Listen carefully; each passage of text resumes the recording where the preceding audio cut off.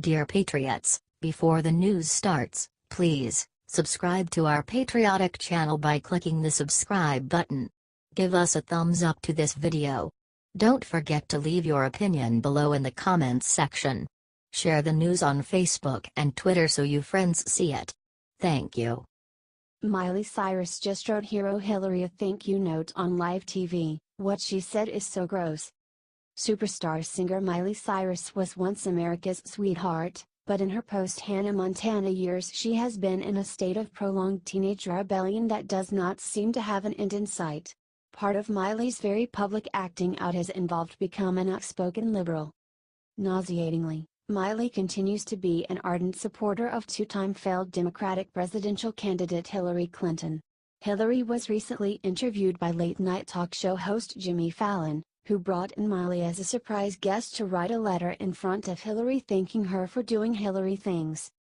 Hillary, whose narcissism and need for flattery seemingly knows no bounds, was asked softball questions by Fallon, like, do you think, if you were up against a different Republican, would you have felt different?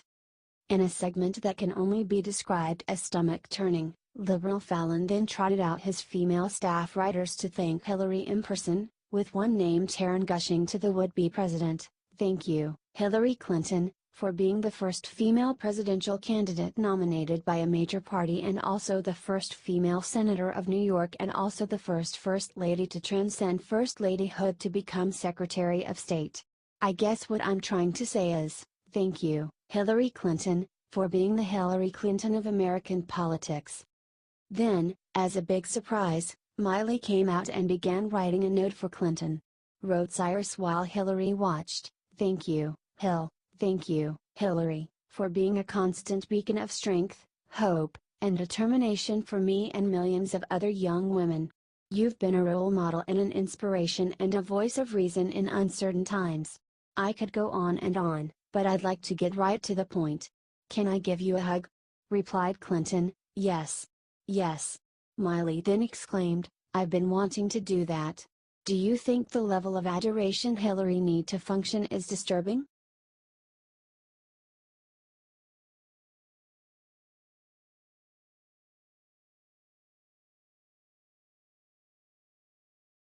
"59 meat eaters dead," vegan cook writes most revolting lib post yet about Vegas shooting. One sad but sadly predictable occurrence in the wake of the tragic Las Vegas mass shooting has been truly hateful and baseless comments made about the event by bigoted liberals trying to take tasteless cheap shots at conservatives. Perhaps the single lowest comment, however, came from a leftist radical from Wilkes-Barre, Pennsylvania named Delinda Jensen.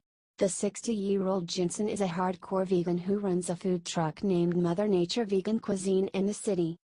In a recent post on her now deleted Facebook page after the mass shooting, the vegan wrote, "Yes, I am jaded. 59 meat eaters dead. How many animals will live because of this?" Beneath that post, she added, "I don't give a expletive about carnists anymore." Thankfully, the blowback against Jensen's unthinkable comments has been harsh.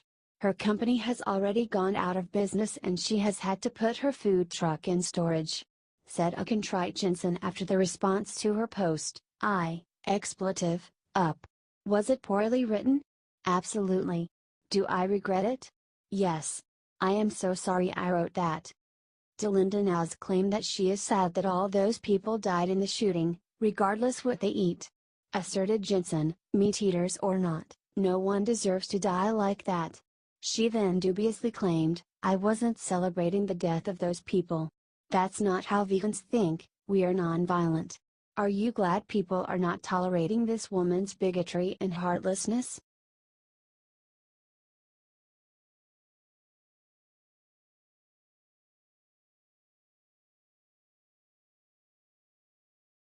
Hysterical Chuck Todd just had a freakout on live TV about guns. He looked ridiculous. Chuck Todd recently had conservative National Review commentator David French for an interview on MSNBC's Meet the Press Daily, and the conversation devolved into liberal Todd having a fit about gun rights and French repeatedly calming him down. Asked an agitated Todd, "Like I said, you are not afraid to engage on this issue. When does someone's right to bear arms get to the point where it potentially infringes on someone's right to attend a concert in an outdoor setting and not feel like it is an unsafe experience? French replied to the question rationally by saying, "I think there is an obvious answer to that. Someone's right to bear arms infringes upon my rights the instant they start to menace me with that weapon or threaten me with that weapon. And it's very difficult to use this particular shooting as some sort of paradigm with which to analyze the gun debate." This did not satisfy Todd, who said, getting more and more emotional, "I'm fine with you having a gun, but I would find it in my rights that I want to make sure you are a responsible gun owner.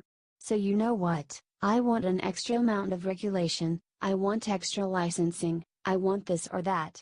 What about that line? I would argue it is a realistic ask of our rights, that's for sure." French answered him coolly and calmly, stating, "The realistic answer is the present level of regulation that we have, particularly as applied to concealed carry permit holders, gives that assurance. Because the available data says that a concealed carry permit holder is somebody who is actually in many ways safer than a police officer."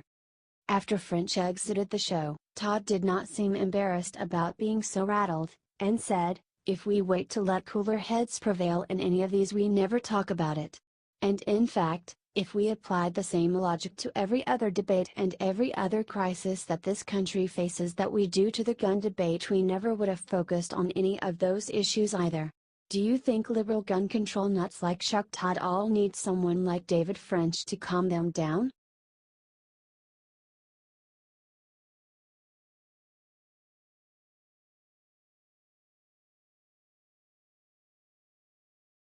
Fake Republican on MSNBC just called all gun owners bad parents. Liberal network MSNBC wants to avoid any real debate about gun rights so they have often been bringing in moderate Republicans to represent the conservative side of the argument. Not surprisingly, many of these rhinos just so happen to support increasing federal control over guns. A classic example of this happened recently when MSNBC host Lawrence O'Donnell brought in self-proclaimed Republican David Frum, who runs liberal bias publication The Atlantic. During his interview, Frum stated that people who keep guns in the house are bad parents. Said moderate Republican Frum about the shooting and the gun rights debate, "Well, one of the things that we tell ourselves is that after these events, these terrible atrocities, nothing changes, but, in fact, after Newtown, we have had 5 years of the most dramatic changes in American gun laws in a long time, all of them aimed at making guns more available in more places." He continued, giving a plug to his own magazine, "that we have seen, and we detailed this in The Atlantic today, state after state says not only can you carry a weapon in a concealed way, you can carry it in an open way, you can carry it into a bar, you can carry it into a church, you can carry it into a daycare center, of all places. In Georgia, you can carry it everywhere all the way up to the TSA outpost at the airport."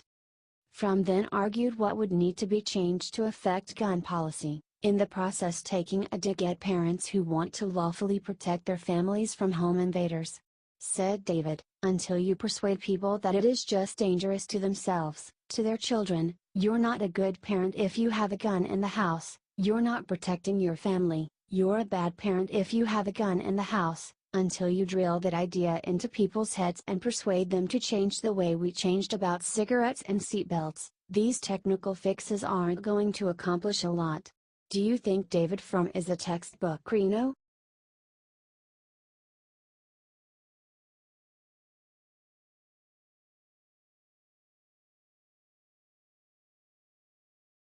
Krauthammer has been missing from Fox News for weeks, the devastating reason why is exposed. You might have noticed that Fox News commentator Charles Krauthammer has been missing in recent weeks. The reason why is very sad. Before we all leave, one quick update. Hundreds of you, literally hundreds, have emailed, tweeted, or posted questions to me about the status of our colleague, Charles Krauthammer, said anchor Brett Baer. Charles had a pre-planned surgery his doctor said he needed. He expected a speedy recovery but ran into some complications post-surgery. He is still in the hospital, making slow steady progress in recovery, said Baer. He desperately wants to come back to the panel as soon as possible. Believe me, I speak to or email with his wife Robbie almost every day. And I share your thoughts and prayers. It will likely be a few more weeks, he said. And yes, he does get to watch his Washington Nationals' first game of the playoffs against the Cubs, tomorrow night, so we're pulling for him. And thanks for asking about his status. He'll be back here soon, I'm sure, said Bayer. The Fox News fans have showed their love, hundreds wishing him a speedy recovery. Sending prayers to @Krauthammer, may the Lord watch over him. @BrettBayer #special report, wrote one user on Twitter. I might not always agree with him. But he's a very smart man and his voice is missed. Get well soon, wrote another.